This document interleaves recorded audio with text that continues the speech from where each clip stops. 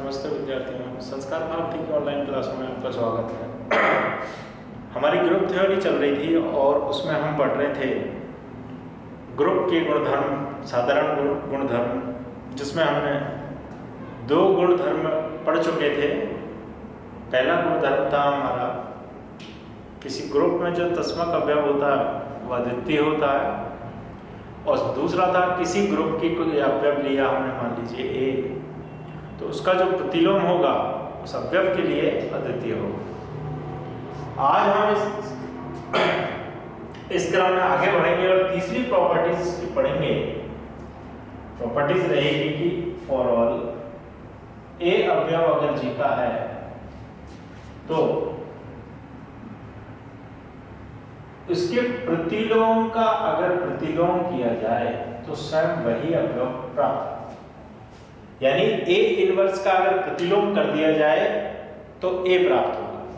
जैसे ए का प्रतिलोम हम जानते हैं क्या होता है, ए इनवर्स, और अगर उसका भी प्रतिलोम कर दिया जाए तो हमें क्या प्राप्त होगा, ए। जैसे 5 का प्रतिलोम क्या है गुणा संक्रिया के लिए, 1/5।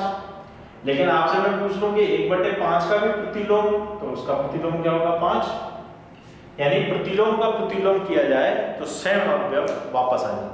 यह आप लोगों को प्रूव करना रहेगा। यह हमारी थर्ड प्रॉपर्टीज रहेगी।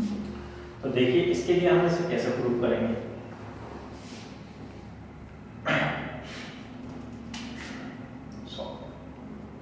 बड़े ध्यान से इसको समझना है। अब देखिए हमारे प्रतिलोम की परिभाषा वही काम आएगी। तो ए इनवर्स का अगर हम संक्रिया ए से कराएं, ए तो क्या चीज है, हमारा कोई अवयव है, और उसका हमने कोई प्रतिलोम ले लिया ए इनवर्स। अगर किसी अवयव की प्रतिलोम के साथ में या फिर प्रतिलोम की अवयव की प्रतिलोम के साथ में संक्रिया कराई जाए, यानी ए इनवर्स की ए के साथ में या ए की ए इनवर्स के साथ में संक्रिया कराई जाए तो हमें क्या प्राप्त होता है, परिभाषा के अकॉर्डिंग हमें तस्मक अवयव प्राप्त होता है। तस्मक अवयव को किससे दर्शाते हैं, हम ई से दर्शाते हैं। तो ये मैंने क्या लिख दिया, ई लिख दिया। ठीक है। अब देखिए यहां पर हमने लिखा कि a inverse star a equal to a star A inverse equal to e. इसका मतलब हुआ कि प्रतिलोम का किसी अवयव के साथ या अवयव का प्रतिलोम के साथ संक्रिया करवाई जाए तो हमें क्या प्राप्त होता है, हमें तस्मक अवयव प्राप्त होता है। अब हम इस क्रम को आगे बढ़ा रहे हैं। तो देखिए मैं सबसे पहले ले रहा हूं a inverse star a equal to, मैं इसमें से ई ले लेता हूं, यानी इसको इसके इक्वल में लेकर हमने इसको अलग कर दिया। अब हम क्या कर रहे हैं, अब ये कर रहे हैं कि हम दोनों तरफ संक्रिया करवा रहे हैं ए इनवर्स के होल इनवर्स से, दोनों तरफ हम इसकी संक्रिया करवा रहे हैं। तो देखिए मैं दोनों तरफ अगर इसकी ए इनवर्स से के इनवर्स के साथ संक्रिया कराई ना, star A inverse star a equal, देखिए ये ए इनवर्स स्टार ए तो वैसे ही है, मैंने इसकी संक्रिया किसके साथ करवा दी, इनवर्स के इनवर्स के साथ इसकी संक्रिया करवा दी। ठीक है। तो उधर हमारे पास क्या आएगा, उधर भी करवानी पड़ेगी, तो उधर भी हम इनवर्स के साथ इसकी संक्रिया करवा देते हैं। ये मैंने इसकी संक्रिया करवा दी। ठीक है। ये टर्म्स तो देखिए वैसे का वैसे ही है, इक्वल वैसे ही, ई वैसे ही। हमने दोनों तरफ ये मान लीजिए ए इनवर्स के इनवर्स के साथ में संक्रिया करवा। ठीक है। अब देखिए आप, ये अभी तक ब्रैकेट में था, ये अभी तक ब्रैकेट में था, और हम सहचार्य नियम के हिसाब से जानते हैं कि ये 3 पद हमारे पास हैं और हम इसे सहचार्य के नियम के अनुसार बदल सकते हैं। तो इसको थोड़ा सा मैं चेंज कर रहा हूं। इसको हम क्या कर दें, इसको देखो है, हम ऐसा कर देते हैं कि ए इनवर्स का जो इनवर्स है संक्रिया और ए इनवर्स जो चल रहा है हमारा ये वाला, इन दोनों को तो हम एक ब्रैकेट में ले लेते हैं। इन दोनों को हमने एक ब्रैकेट में ले लिया। स्टार ए को हमने बाहर निकाल दिया, स्टार ए को हमने बाहर निकाल दिया। क्यों? क्योंकि ये सैचुरेशन नियम का पालन करते हैं। तो आप इसमें लिख सकते हैं कंडीशन G1 के हिसाब से। अब यहाँ देखिए ये पद हम वैसा का वैसा लिखेंगे।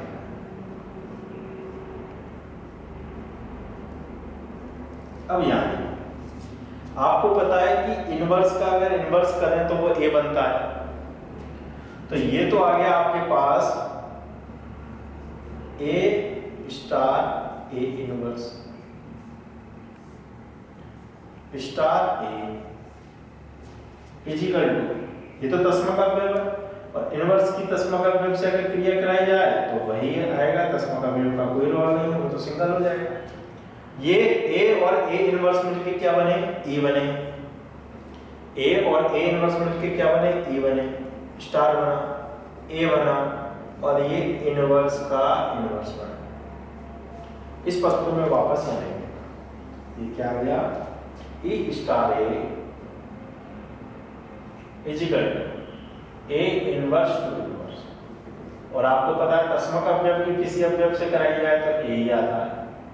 ये किसके इक्वल आ गया? इसके। यही आपको प्रूव करना था ए अवयव जी। तो ए इनवर्स का इनवर्स क्या होता है? ए होता है। ये आपको प्रूव करना था, ये प्रूव हो चुका है। ठीक है, तो ये छोटी सी चीज थी, इतनी ज्यादा कुछ नहीं। आपको केवल ए इनवर्स के इनवर्स का दोनों तरफ संक्रिया करवानी है, सैचुरेशन नियम लगाना, उनकी जगह पर वैल्यू पुट करनी।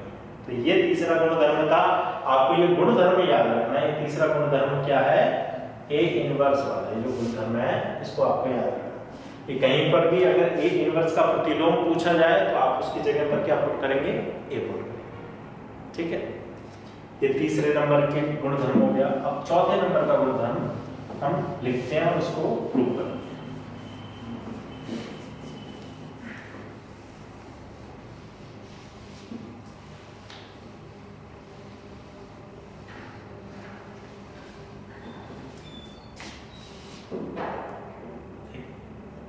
चौथे नंबर का जो गुणधर्म है वो है फॉर ए कॉमा बी अवयव है जी के, तो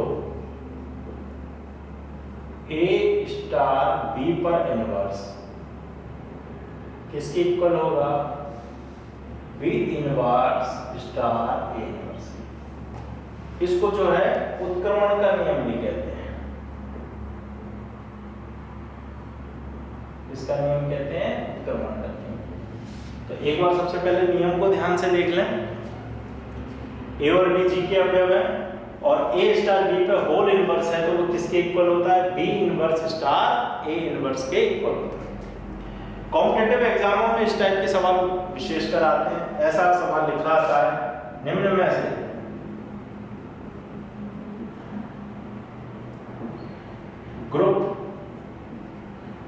ग्रुप का गुण नहीं है। पहली कंडीशन लिखी होगी, दूसरी, तीसरी और चौथी। पहली लिखी रहेगी ग्रुप में तस्मक अवयव विद्यमान होता है, तस्मक अवयव अद्वितीय होता है। क्या होता है? अद्वितीय होता है। ये कॉम्पिटिटिव एग्जाम जितने भी अपने होते हैं सेकंड ग्रेड फर्स्ट ग्रेड, उनमें ऐसे ही लिखा आता है। फिर लिखा होता है ग्रुप के अवयव या प्रत्येक ए अवयव जी के लिए, ऐसे प्रत्येक ए अवयव जी के लिए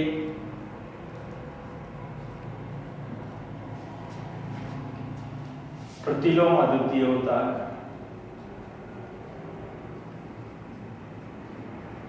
प्रतिलोम अद्वितीय होता है। ठीक है, तीसरा जो लिखा होता है फॉर ऑल ए अवयव जी, तो ए इनवर्स का इनवर्स जो है वो ए होता है। तीसरा लिखा रहता है फॉर ऑल ए बी अवयव जी, तो ए स्टार बी इनवर्स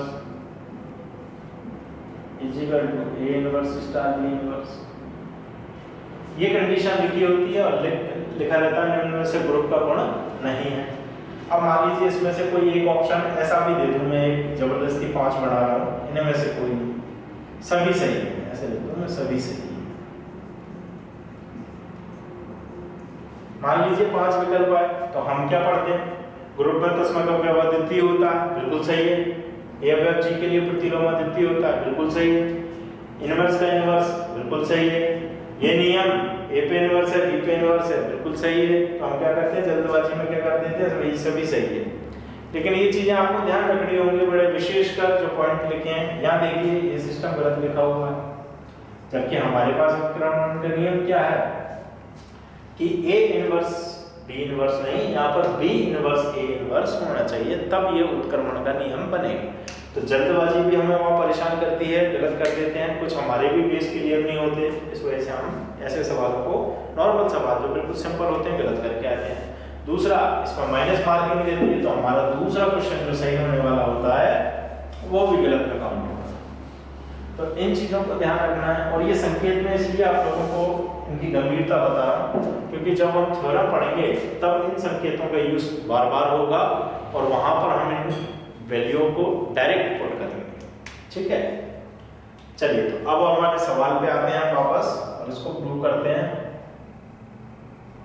बड़े धीरे धीरे इसको प्रूव करना होगा, थोड़ा सा बड़ा, थोड़ा खिचड़ी वाला सवाल है ये।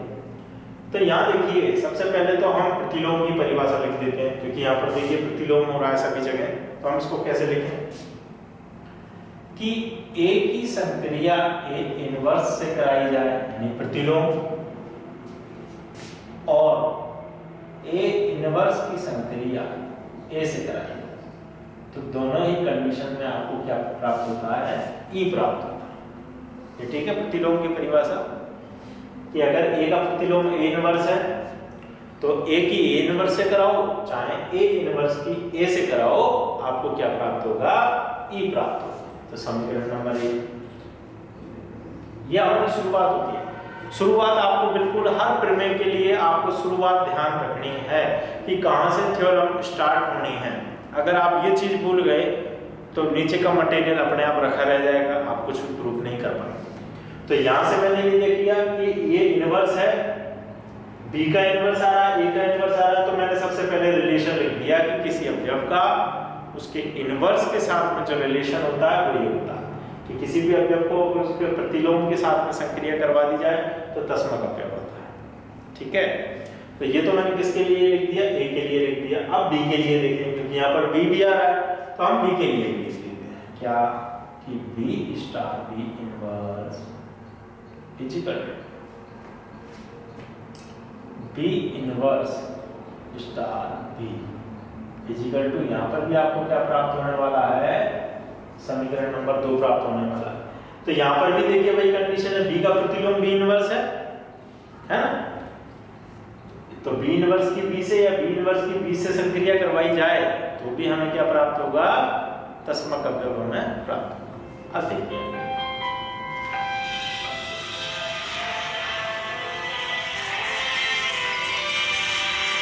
हेलो, हाँ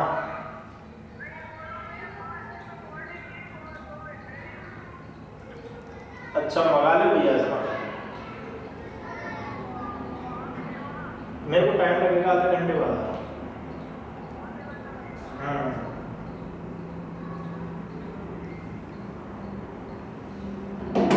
देखिए तो बी स्टार बी इनवर्स और बी की बी से करवाई जाए तो संक्रिया क्या आएगी, ई आएगी, यानी तस्मक अवयव क्या आएगा, ई आएगा।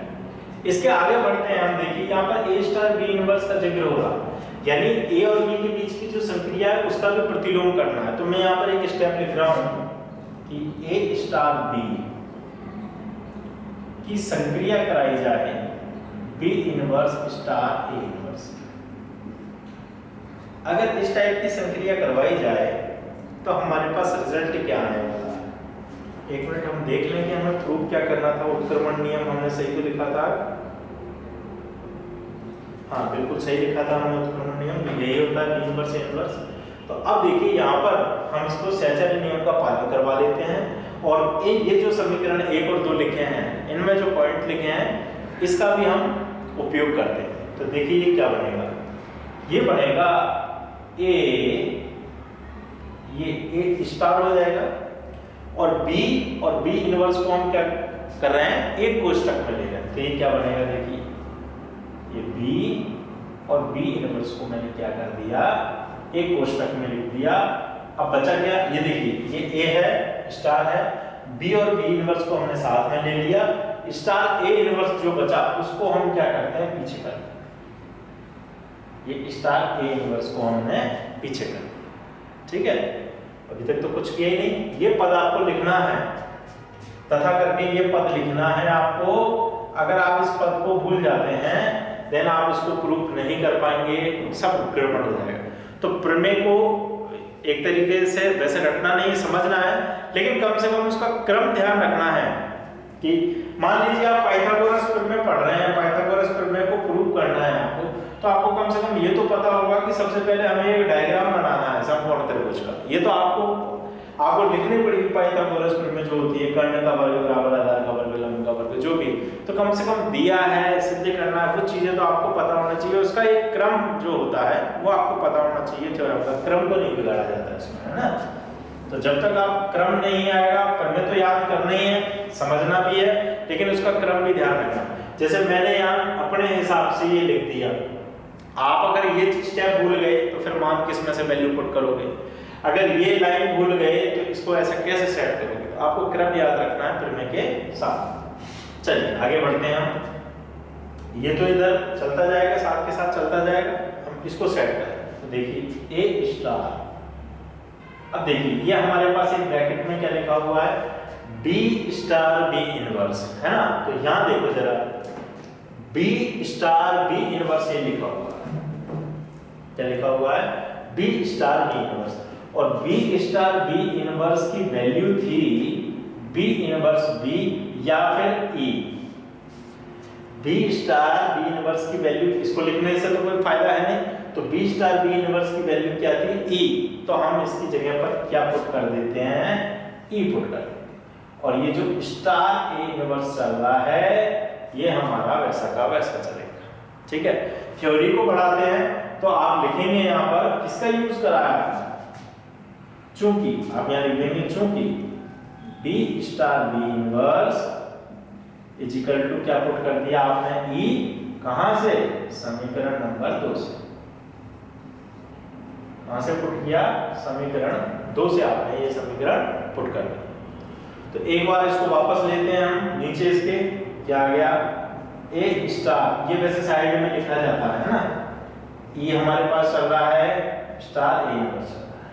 अब यहाँ देखिए आपको ये भी पता है कि ई एक तस्मक अवयव है, और तस्मक अवयव से सक्रिया कराने पर वही अवयव वापस आ जाते हैं। तो ये मान लीजिए कि ये हट चुका, वही अवयव वापस आएंगे। इसका क्या मतलब है कि क्या वापस आ जाएगा, ए स्टार आ जाएगा और ए इनवर्स आ जाएगा। ई बेचारा अपने आप ही हट जाएगा क्योंकि वह एक तस्मक अवयव है। अब आगे देखिए इज इक्वल टू, अब देखिए क्या आ गया हमारे पास, ए स्टार ए इनवर्स। तो हमने देखा कि ये रहा हमारे पास ए स्टार ए इनवर्स हमारे पास है, और उसकी वैल्यू भी क्या है, ई है। उसकी वैल्यू भी क्या है, ई है। तो ए स्टार ए इनवर्स की जगह पर हम ई रख सकते हैं। तो ए स्टार ए इनवर्स की जगह पर हम क्या रख रहे हैं, ई रख रहे हैं। इसके लिए भी आपको कारण लिखना पड़ेगा, चूंकि कि ए स्टार ए इनवर्स क्या है, ई है। कहां से, कौन सा समीकरण था, एक। तो समीकरण नंबर 1 से आई बात समझ में। तो देखिए, तो फाइनल आंसर आपके पास आया क्या, इसको लिख देता हूं मैं। ये आया ना, क्या आया, ए स्टार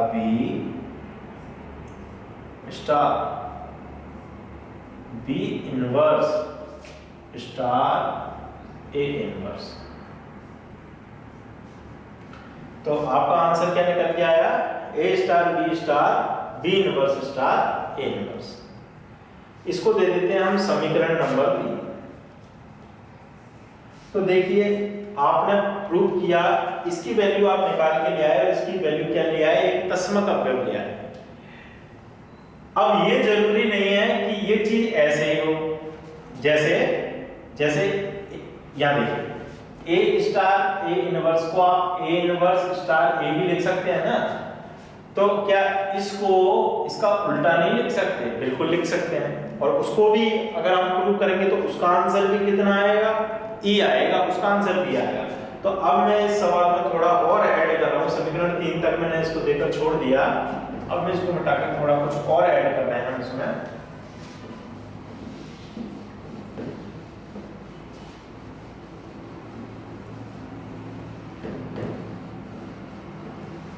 तो इसमें क्या ऐड करते हैं देखो, इसी प्रकार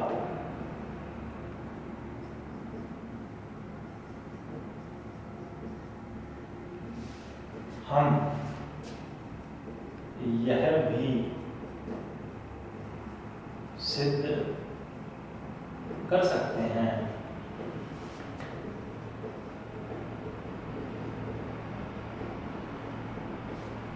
इसी प्रकार हम यह भी सिद्ध कर सकते हैं। क्या सिद्ध कर सकते हैं? इसका उल्टा करना है हमें।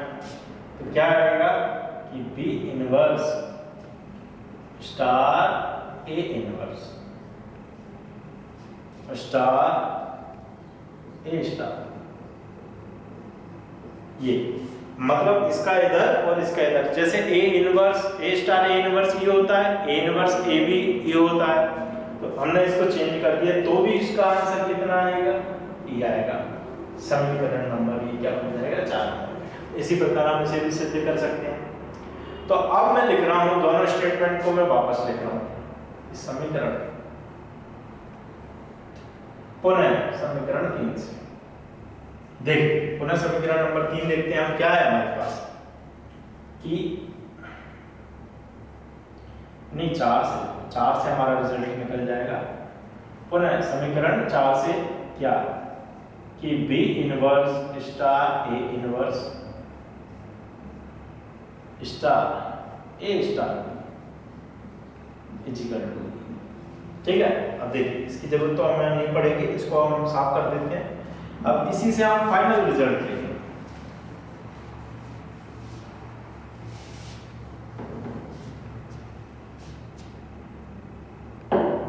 देखिए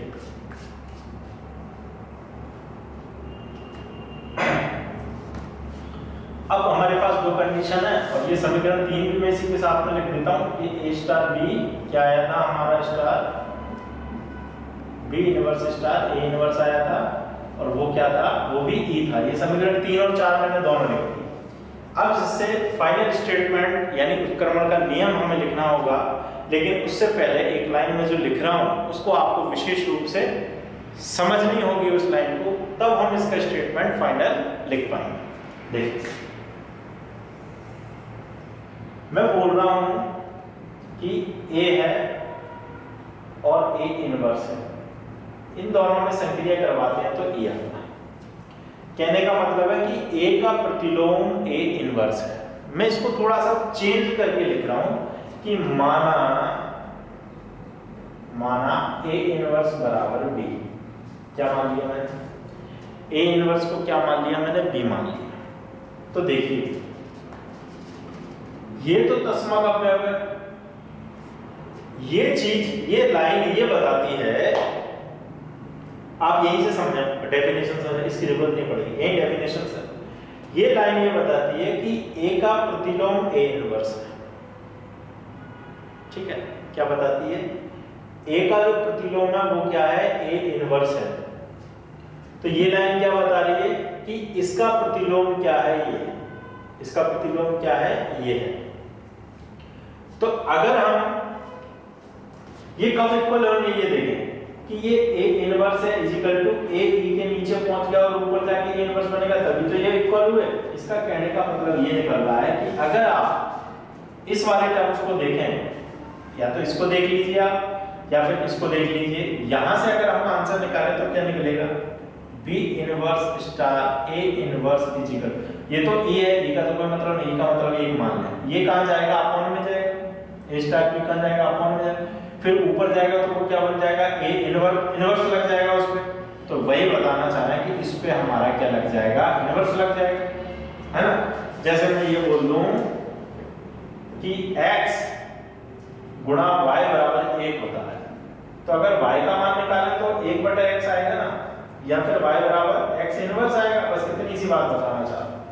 तो इसको x मान लें, इसको y मान लें और इसको e को 1 मान लें, तो y = x इनवर्स, तो ये x इनवर्स लिखा हुआ है। तो इसको थोड़ा ध्यान से देखें, इसको मैं बदल के लिख दूं, ऐसे लिख दूं, a स्टार b पे इनवर्स किसके बराबर, b inverse star a inverse. तो ये हमारा फाइनल स्टेटमेंट निकल कर, ये तो प्रूव करना था, ये प्रूव करना था a स्टार b इनवर्स, और इसको क्या बोलते हैं, इसे कभी कभी नाम से आ जाता है, इसे उत्क्रमण, इसे उत्क्रमण का नियम भी कहते हैं।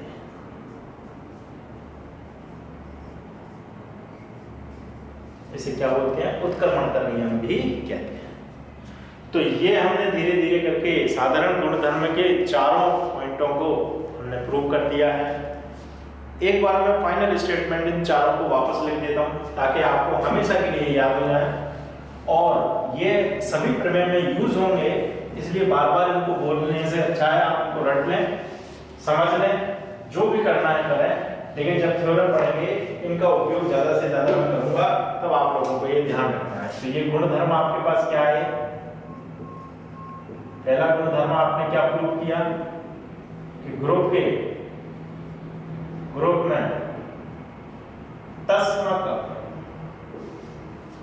तस्मक अवयव क्या होता है भाई, अद्वितीय होता है,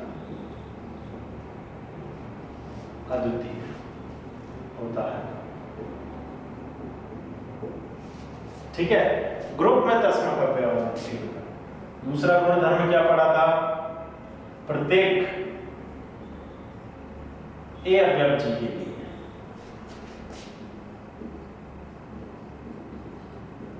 प्रतिलोम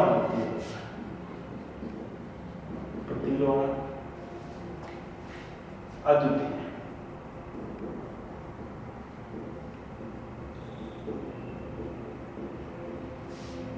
इसके लिए क्या होता है, प्रतिलोम अद्वितीय। ये प्रत्येक अवयव जी का मतलब तो आपको मैं बहुत बार बता चुका, ग्रुप के लिए नहीं, ग्रुप के लिए तो प्रतिलोम क्या बोलते हैं, प्रत्येक अवयव के लिए प्रतिलोम अलग अलग होगा, 5 के लिए 1/5 गुणा संक्रिया, 6 के लिए 1/6। अद्वितीय ग्रुप के लिए नहीं होता है, अवयव के लिए होता है। 5 का 1/5 प्रतिलोम है और कोई प्रतिलोम नहीं हो सकता, ऐसा है ना।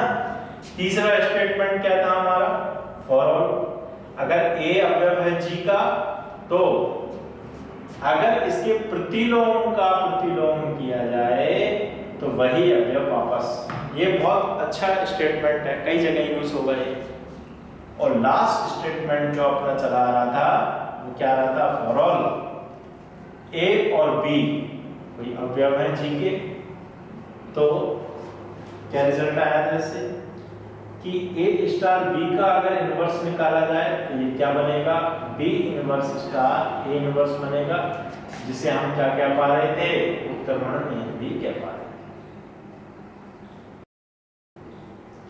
तो ये फाइनल 4 स्टेटमेंट आपको ध्यान रखने हैं, हर थ्योरम में ये 4 स्टेटमेंट यूज होंगे, ठीक है। तो ये स्टेटमेंट तो कंप्लीट हो गए।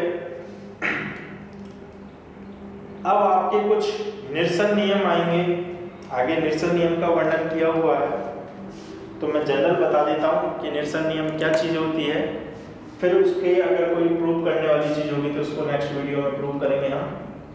कौन सा नियम बता रहा हूँ मैं, यहीं पे छोटे में बता देता हूँ, निरसन नियम। निरसन नियम जो होता है वो एक काटने का नियम, क्या चीज, काटने का नियम।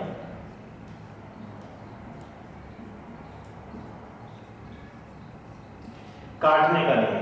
अब निरसन नियम 2 प्रकार के होते हैं, एक तो दायां एक बायां।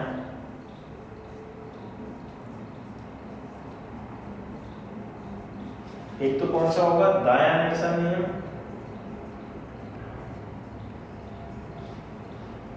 और एक होगा बायां निरसन।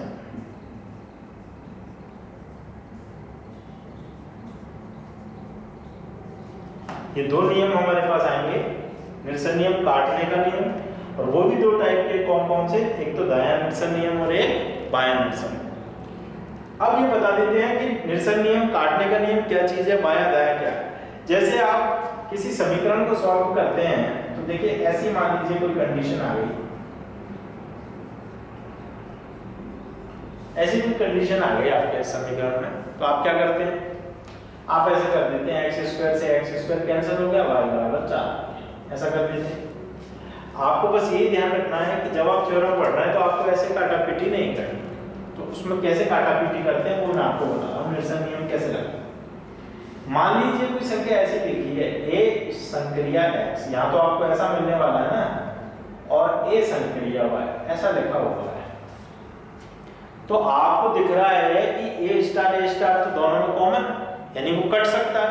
तो आपको विशेषकर ये ध्यान रखना है कि यहाँ पर आपको ऐसे काट के नहीं बता देना है कि ए से ए कट गया और स्टार से स्टार कट गया, ऐसा कुछ नहीं करना है, गंदा भद्दा दिखता है। यहाँ पर उन चीजों के लिए क्या लागू होते हैं, निरसन नियम लागू होते हैं, काटने का नियम भी इसको कहते हैं। और कौन सा होते हैं, दो होते हैं, दाएं और बाएं। यानी कि अगर कंडीशन ऐसे लिखी है तो आप लिखेंगे x = y, डायरेक्ट लिखेंगे, इसमें काटापीटी नहीं चलती, डायरेक्ट लिखेंगे, परंतु रीजन जरूर देंगे, ऐसे लिखेंगे। अब ये देखिए आप, ये कहां से काटा है, आपने लिख दिया निरसन नियम से। सबसे पहले तो आप क्या लिखेंगे, निरसन नियम से। ये आपने जो काट दिया वो कौन सा नियम लगाया, निरसन नियम लगाया। लेकिन कौन सा निरसन नियम लगाया, दायां निरसन नियम लगाया या फिर बायां निरसन नियम लगाया। तो यहाँ देखिए ये दो है, ये वाला हाथ हमारा बायां दायां, तो इसके हिसाब से आप बाएं का काट रहे हैं तो बाएं का काटना है, अगर दाएं साइड से काट रहे हैं तो दायां निरसन नियम लगाना है, बस इतना सा करना है। जैसे a*x, ऐसे भी हो सकता है, ये x*a और y*a, है ना। तो a कहां से कटेगा, इस साइड से कटेगा, RHS से कटेगा, ये LHS से कट रहा है। तो इसके आधार पर अगर LHS से काट रहे हैं या RHS से काट रहे हैं तो आप लिख दें निरसन नियम, तो ठीक है, कौन सा नियम, कि दाएं निरसन नियम से काटा है या फिर बाएं निरसन नियम से काटा। तो आगे का जो टॉपिक है हमारा वो निरसन नियम ही है। निरसन नियम को वैसे विशेषकर इसके अंदर कुछ इतना ज्यादा इंपॉर्टेंट है नहीं, 2-3 लाइनों में इसकी परिभाषा दी है। परिभाषा मैं आप लोगों को यहाँ पर बता चुका हूँ। निरसन नियम क्या कहलाता है, काटने का नियम कहलाता है। काटने के नियम कितने प्रकार के, 2 प्रकार के, कौन कौन से, दायां निरसन नियम और बायां निरसन नियम। और उदाहरण से मैंने समझा दिया कि कौन सी जगह पर किसको काटने पर कौन सा निरसन नियम लागू होता है। ठीक है, तो आज के लिए इतना पर्याप्त है। अगले वीडियो में हम इसके आगे की बात करेंगे और ग्रुप थ्योरी को आगे बढ़ाएंगे। तब तक के लिए धन्यवाद।